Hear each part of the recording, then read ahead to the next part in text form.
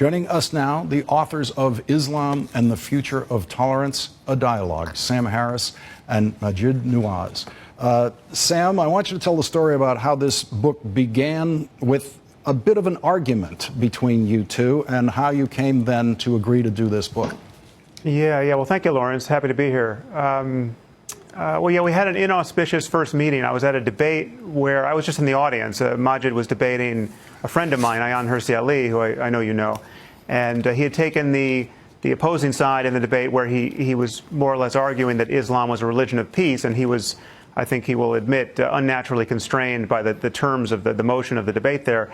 And at the end, there was a dinner for the presenters and the other participants, and Ayaan asked me if there was anything I thought I needed to say in response to the debate. And so I directed a question at Maajid, and we were sitting maybe 50 feet apart in a restaurant with 75 people or so listening to us. And I said, Maajid, why can't you just be honest with us in this room? And we're not being taped now.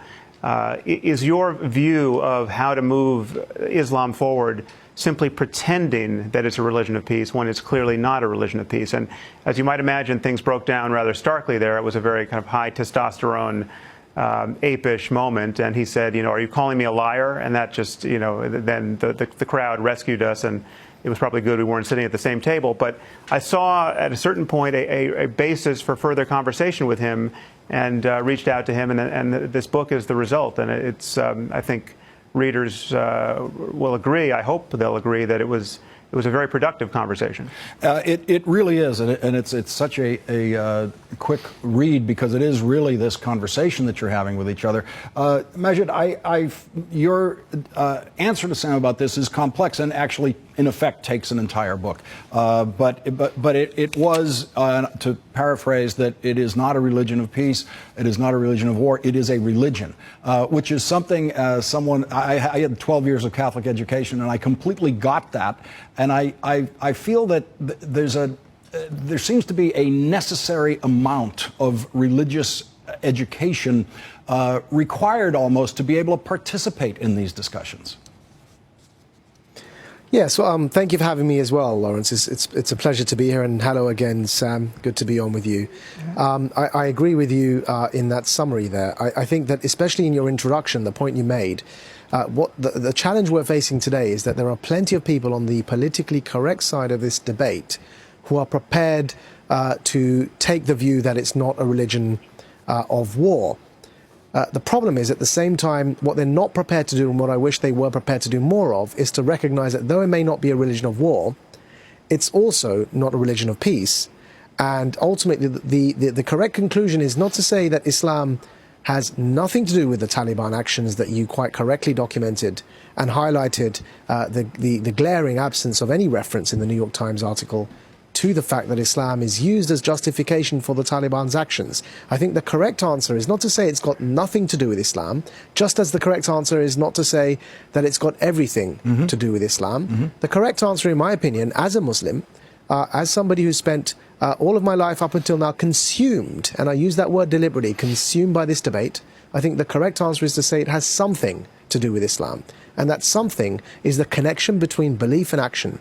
It's the connection between one's interpretation of Scripture, what one believes Scripture is saying, to what one believes they must do. And for too long, those on the politically correct side, on the liberal side of this debate, which is my tribe, I'm a liberal. In fact, I ran for Parliament as a Liberal Democrat candidate in Britain, where for some reason too scared to actually make that connection and to say there is something here to do with Islam, as well as the many other factors that cause radicalization, such as maybe foreign policy or grievances. But Islam also has a role. And Maajid, I just want to clarify for the audience, you yourself have a radical Islamic history. You went through that period. If you could just quickly summarize that for us.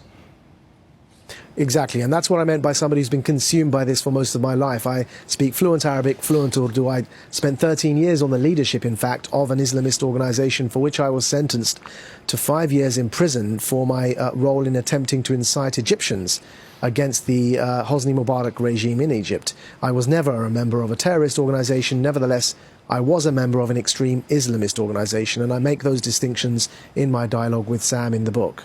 Sam, I found those distinctions especially clarifying. And let's talk about them now. You two agreed that a jihadist is someone who is trying to impose Islamic rule by violence, and an Islamist is someone who would like to see Islamic rule but in a otherwise civil society, but does not want to go to a violent level. And then there are these other interesting gradations that are talked about in the book: conservative Muslim, moderate Muslim, liberal Muslim, and those terms are being thrown around today without an agreement on what they mean. Yeah, that was a very clarifying part of our conversation. So just to further clarify that, we're talking about the problem of Islamism, the problem of political Islam, and a subset of Islamists are jihadists who are willing to use immediate violence to impose their agenda. And the crucial issue here is, as Maajid pointed out, that the link between ideas and behavior, which is just denied across the board on what we're calling the regressive left side of the political spectrum, and those people who just followed Noam Chomsky off the edge of the world and believe that everything that is happening in the Muslim world is the result of U.S. foreign policy. There are no monsters in the world apart from ourselves or those we've made. We created the Mujahideen. We created Al-Qaeda. We broke Iraq, and therefore ISIS emerged. The Charlie Hebdo cartoonists were murdered because France treats its Muslim population so badly. I mean, this is pure masochism and delusion. There are a set of very illiberal ideas. We're talking about theocracy. We're talking about people who are opposed to gender equality, to gay rights, to free speech above all. I mean, the freedom that guarantees all of our intellectual and moral advances. And we have people on the left who will blame, I mean, we have cartoonists who get murdered, liberal cartoonists get murdered for drawing cartoons, and people on the left line up to blame the cartoonists for their insensitivity. That's how far this rot has spread into it has driven us into these preposterous moral stances. And that's why I think this conversation I had with Maajid was so valuable to me, because he really alone among all the people I've interacted with could clarify these issues from the point of someone who has this lived experience. And yet that hasn't stopped liberals from deriding him as an Uncle Tom or a porch monkey or a native informant. I mean, these are words that have come from liberal journalists. It's quite an incredible situation we're in. All right, we have to take a break here. When we come back, I want to ask you about something President Obama said today. He said that we will stay in Afghanistan until the Taliban agrees to a peace settlement with the Afghan government. Does that mean we are there forever? We'll be right back. By now, it should be clear to the Taliban and all who oppose Afghanistan's progress, the only real way to achieve the full drawdown of U.S. and foreign troops from Afghanistan is through a lasting political settlement with the Afghan government. Back with us, Sam Harris and Maajid Nawaz.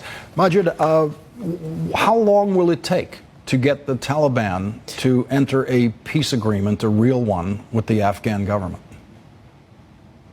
Well, you know, Lawrence, until and unless President Obama and other leaders across the world can recognize that we're not dealing with just a military problem, we're not dealing with just a legal problem, and we're certainly not dealing with just a political problem, but in fact what we have at our hands here is a fully blown ideological insurgency. I call the ideology Islamism, as distinct from the religion of Islam.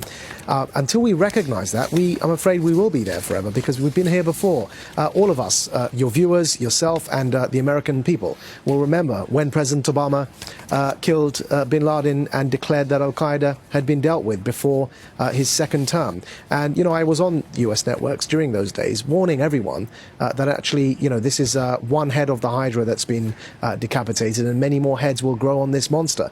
Because actually that's what happens when you're dealing with an ideological insurgency. When you kill the leaders, when you fight them, when you ban them, more emerge until we render the Islamist ideology as unattractive as Soviet communism, as Stalinism has become today. And actually the problem is we can't even name the ideology in our political lexicon these days.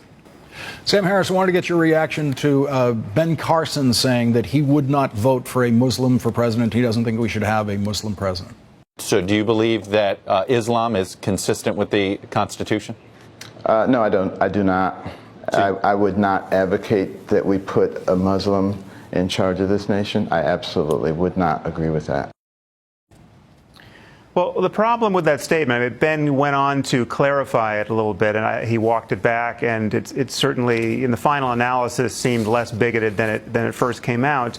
But the problem with Ben Carson is that he is a Bible-thumping Christian demagogue himself. He's somebody who thinks that Charles Darwin came up with the theory of evolution because he was led there by Satan. I mean, this is not a rational point of view on world events, or on science, or any other topic of great importance. So, Ben Carson worries me, but I think it's understandable that he views the world that way, because he is a kind of Christian literalist.